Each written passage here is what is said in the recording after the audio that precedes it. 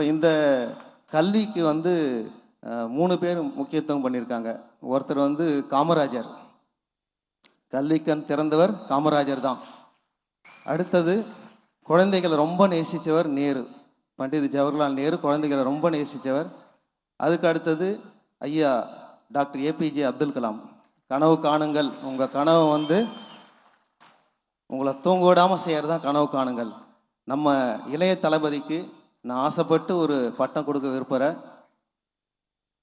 இதுக்கப்புறம் வந்து இந்த கல்வி சேவையை அவர் தொடர்ந்து செய்யணும், மாணவர்களை வந்து ஊக்குவிக்கணும். என்னோட மகன் வந்து 10ஆவதுல இந்த மேடை யாருன்னு ஆசைப்பட்டாப்புல, ஆனால் முடியல. 489 மார்க் வாங்கியிருக்கா. 11ஆவதுல 593 மார்க்கு 600க்கு.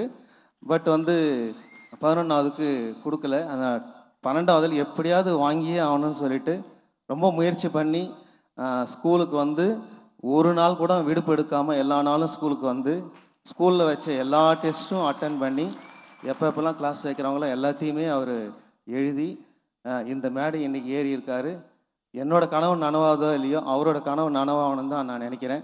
ஸோ இந்த கல்விக்கு இவ்வளோ பெரிய தொண்டு செய்கிறதால இன்றையிலேருந்து இளைய தளபதி அதோடு சேர்த்து இளைய காமராஜர்னு அழைக்கணும்னு நான் வேண்டிக்கிறேன். தேங்க்யூ. Thank you so much.